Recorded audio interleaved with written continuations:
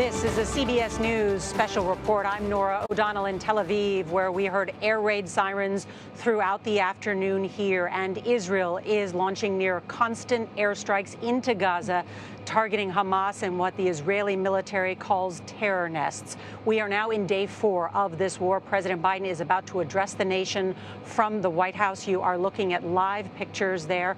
But we also have some breaking news from here in Israel with CBS's Holly Williams, who just got back from southern Israel near the border, and we are learning more about some of these massacres at the kibbutzim. What have we heard? That's right, Nora. Just in the last hour, Israel's body retrieval group confirmed to CBS News that they have discovered beheaded babies and children in the Kfar Aza kibbutz in southern Israel. Some of those small farming communities were the worst hit by Hamas militants, and we are still now discovering the details. These are some of the most chilling things that we have heard today. We have been talking to people who lived in these kibbutzim, including family members I spoke with yesterday, including one where more than 100 people were killed. I know this will be part of your reporting tonight on the CBS Evening News. Holly, thank you. Also want to update everyone because the president and the vice president, along with the entire national security team, has been huddled in the Situation Room.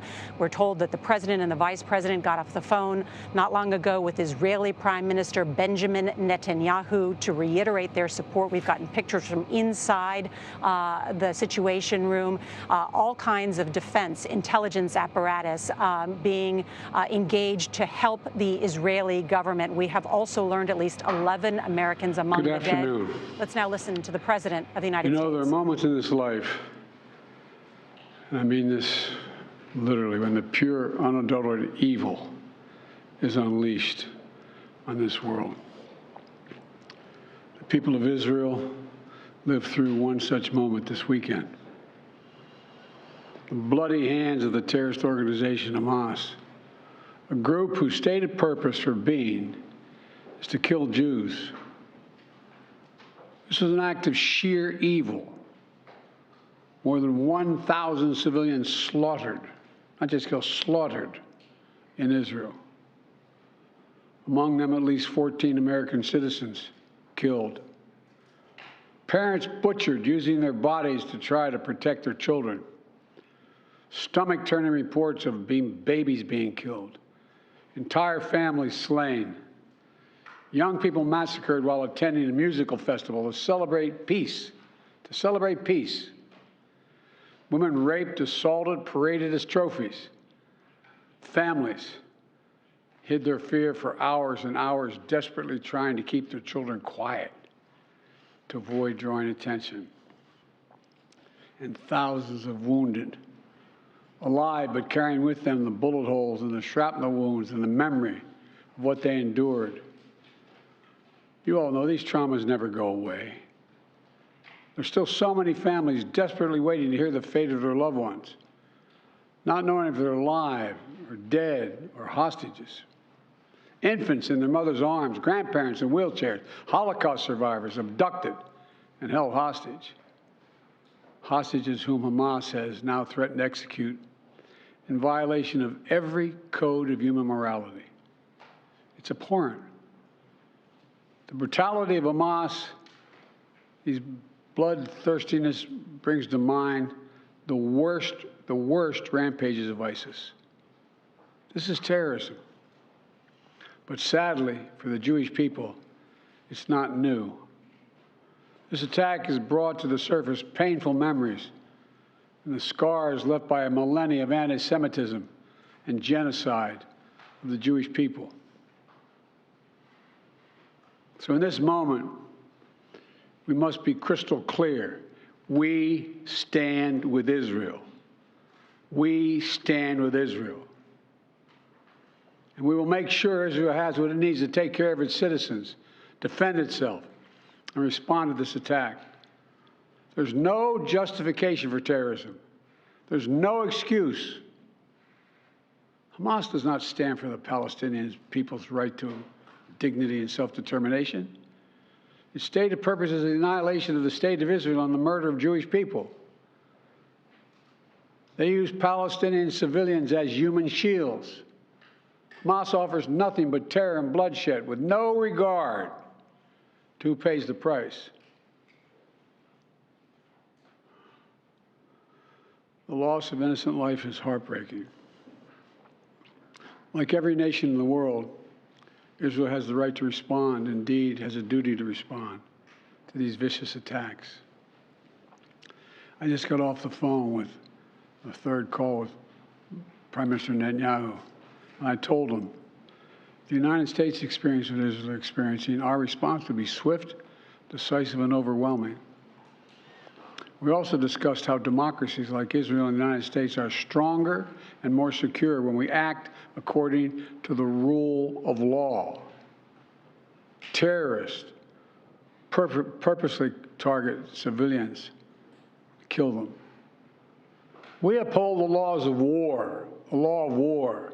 It matters. There's a difference. Today, Americans across the country are praying for all those families that have been ripped apart.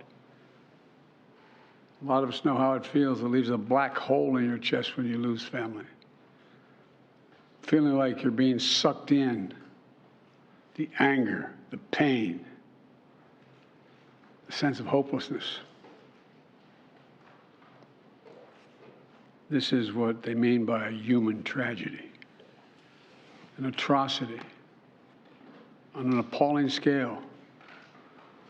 We're going to continue to stand united, supporting the people of Israel who are suffering unspeakable losses and opposing the hatred and violence of terrorism.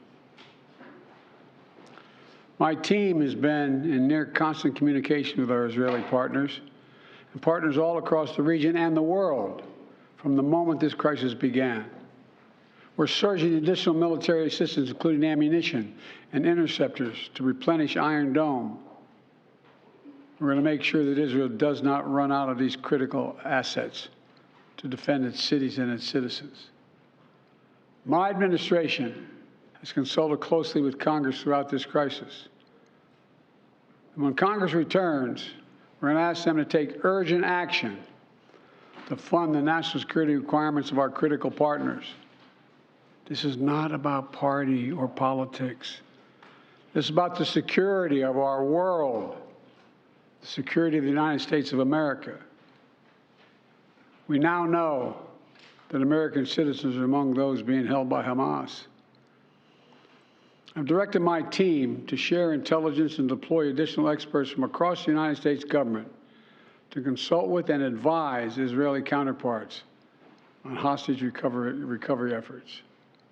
Because as president, I have no higher priority than the safety of Americans being held hostage around the world. The United States has also enhanced our military force posture in the region to strengthen our deterrence.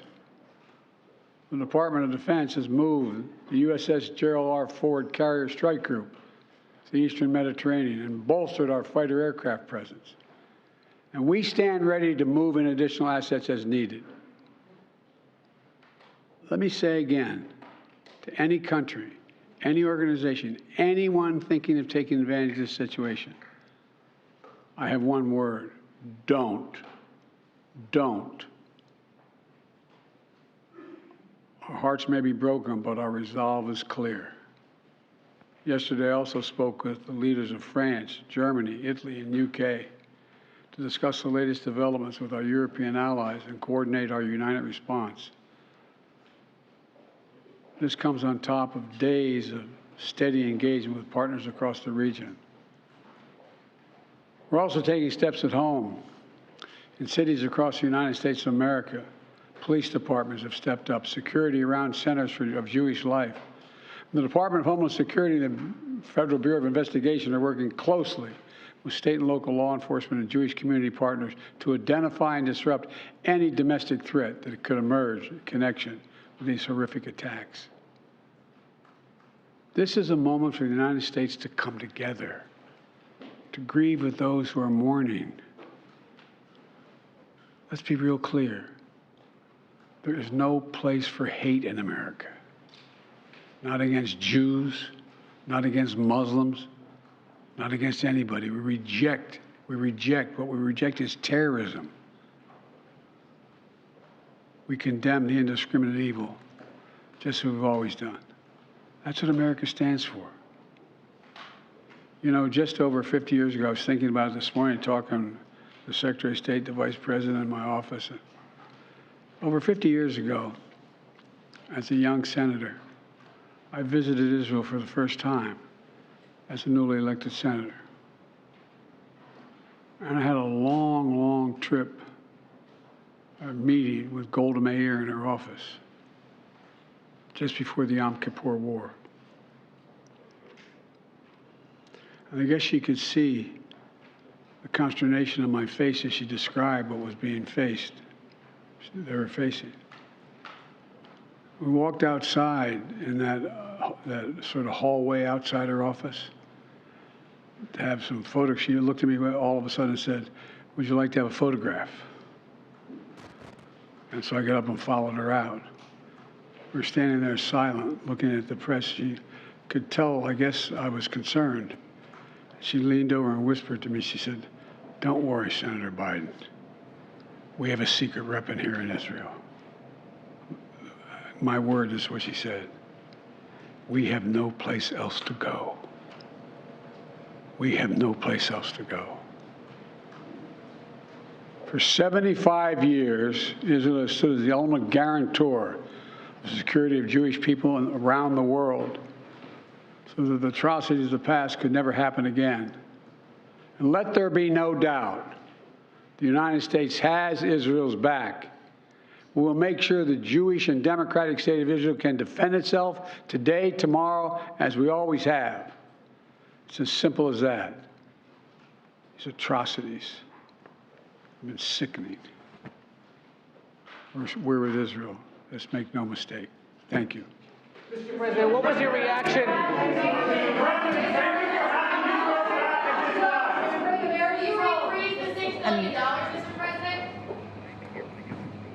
And there you have it, the President of the United States stating clearly that the United States stands behind Israel and denouncing the acts of terror as sheer evil, going into specifics about the number of civilians who have been slaughtered, in his words, babies, women raped and paraded, in the president's words.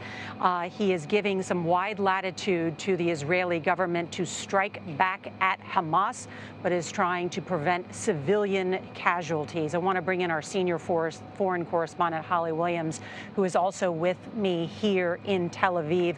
The president also saying there are now 14 Americans among the dead, and there are a number of American hostages, but he did not say how many. How does this complicate that planned invasion of Gaza? That's news, isn't it, Nora? Americans amongst the hostages. Hamas is using those hostages to try and blackmail Israel, saying that they won't negotiate a prisoner swap until the Israeli strikes stop, even threatening to execute one of those hostages every time that Israel bombs Palestinian civilians with no warning. This is really a kind of blackmail that Hamas is using. Israel is acting at this point as if it's not handcuffed. Including women, but I think the reality is that this is a political problem for Israel, because on the one hand, they want and need to punish Hamas, but on the other hand, the family members of every single one of those hostages will be demanding that Israel's government brings their loved ones home safe. And how does that carry itself out? We know that the Israeli Defense Forces have already called up 360,000 reserve forces. Some of those reservists are coming from America here to help Israel fight. There are already 35 battalions on the border with Gaza. What happens? How are they softening targets now? Yeah, Israel is clearly going on the offensive. They're hammering the Gaza Strip with airstrikes. A ground invasion is expected in the days to come. As I said, Israel's acting as if the hostages don't impact that. But I spoke to a former Israeli intelligence officer just a few days ago who said the hostages have a massive impact, and he doesn't know how the Israeli government is going to deal with that. Holly Williams, I know you have been reporting on the southern border and will continue what you have learned tonight on the CBS Evening News. Thank you very much. I also want to bring in our senior White House correspondent, Weijia Jiang. And Weijia, I know the president has been working the phones since this conflict began 4 days ago. This is a hurried diplomatic effort.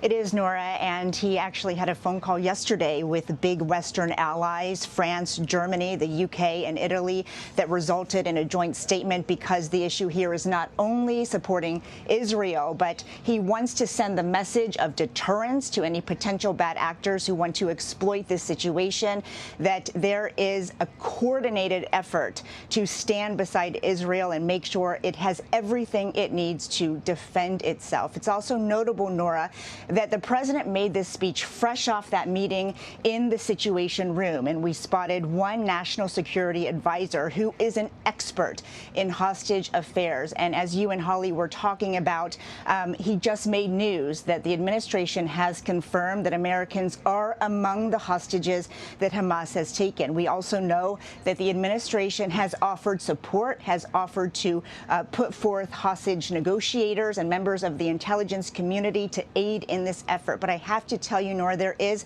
a frustration here because they say we are relying on the families who are telling us that their loved ones are not there. We don't know how many people are missing, and we certainly at this point do not know how to track and find them. But they have vowed to do everything they can to try to reconnect those hostages, especially Americans. Nora?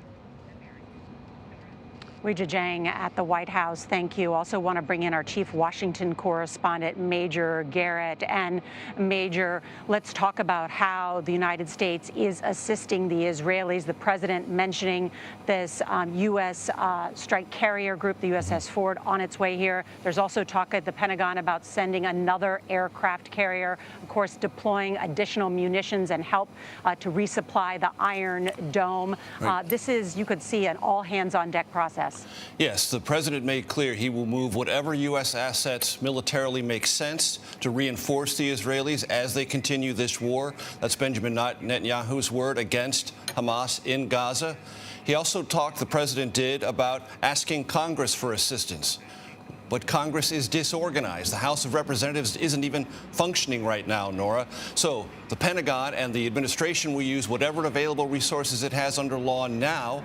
But until the House organizes itself, it is not a co-legislative partner in providing future needs for the United States to assist Israel. That is a huge concern here in America. One other thing, what's the relationship between Benjamin Netanyahu and President Biden? Well, it lasts decades, started in the early 80s when Biden was a young senator and Benjamin Netanyahu was an upcoming aide within the Israeli embassy here in Washington. They know each other well. There have been strains in this relationship periodically, but forged in fire they are now. As the president made clear, this is a different context. Barbarity of this magnitude, the president said, cannot be ignored and will be dealt with, first by Israel and also collaboratively by the United States. Major Garrett in Washington, along with Weijia Jiang at the White House, and Holly Williams here in Tel Aviv. And thanks to our correspondents and crews around the world. Our coverage will continue on CBS News, streaming your local news. And tonight we will have a full wrap-up from Israel on the CBS Evening News. This has been a CBS News special report. I'm Nora O'Donnell in Tel Aviv.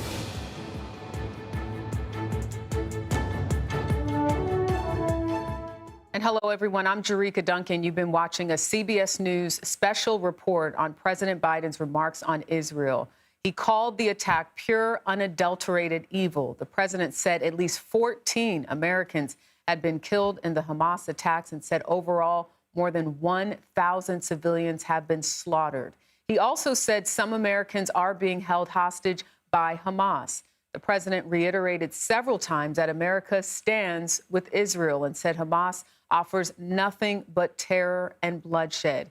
CBS News chief White House correspondent Nancy Cordes joins us now. It was a short news conference, Nancy, but a lot was said, and the support was clear from President Biden to Benjamin Netanyahu. What do you make of how the president expressed his support for Israel?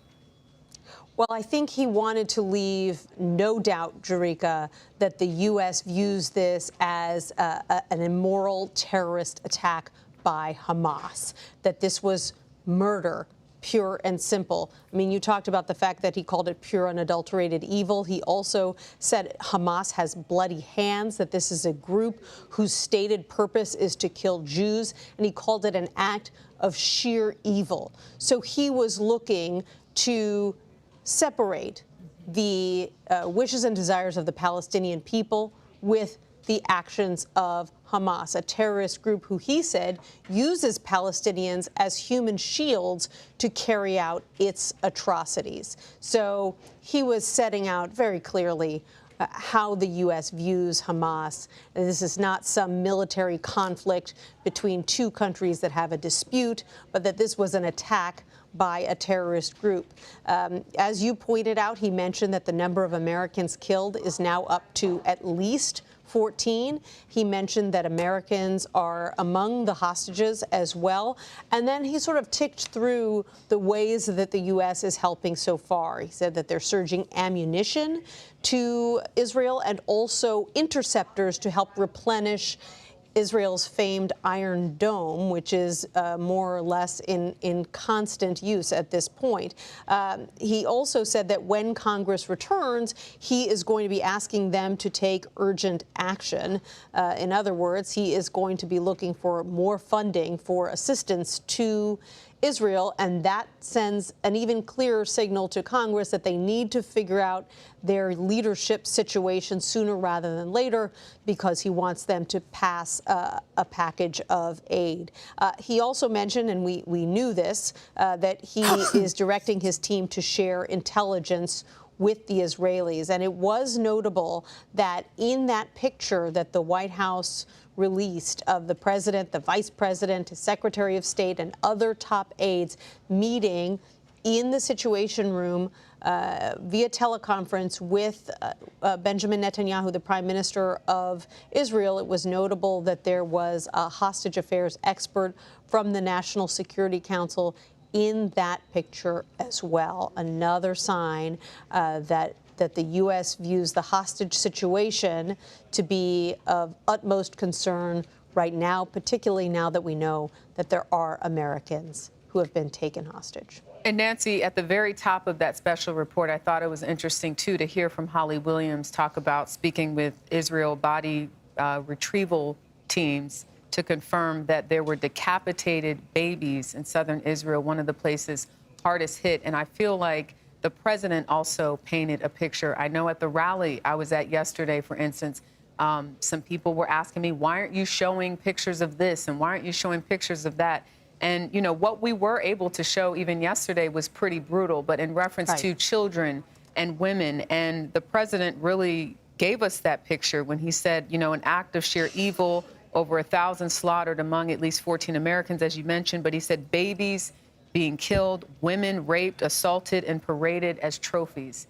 When you hear that, matched with some of the imagery that not only that people are seeing in the news, but that's circulating online, it increases this anger and sadness that I feel like a lot of people have talked about. Right. He described it as bloodthirstiness, and he said it really recalls some of the most brutal acts by ISIS, which is, of course, a major terrorist group that the U.S. dismantled piece by piece. And I think it's not an accident that he brought up ISIS, because he was clearly looking to send the signal that Hamas, you may be next. And he also made a point to mention that there were victims of the Holocaust from the 1940s who were taken hostage. So these are individuals who are in their 80s or 90s who had been taken hostage, who have already lived through so much. I thought it was also notable, Jerika, that the president said that that Israel has every right to respond. He made that abundantly clear. He said he just got off of his third call with the prime minister, and what he told him was that our response, the U.S. response, if something like this had happened to us, would be swift, decisive, and overwhelming. So essentially what he was doing there, Jerika, was basically saying to the world, hey, whatever Israel does now to defend itself, to go after Hamas, this is exactly what the United States, the world's policeman, would be doing as well. So throwing his entire support behind Israel. And he said something else I thought was equally notable. He said that anyone who's thinking of taking advantage of this situation, our heart may be broken, but our aims are clear. Don't try it. Yeah. I mean, and even as he said those statements, he said, don't. Yep. Simple as that. A lot was shared in terms of, again, painting the picture. Still a lot of questions, but it is clear, I think it has been clear, where the president and many lawmakers stand on this issue. Nancy Cordes, again, thank you so much for helping us understand and break everything down and guiding us through this conversation. We will see you later on America Decides. But right now, we're going to take a quick break. Ahead, we'll have the very latest on the standoff in Congress. You're streaming CBS News. Stay with us.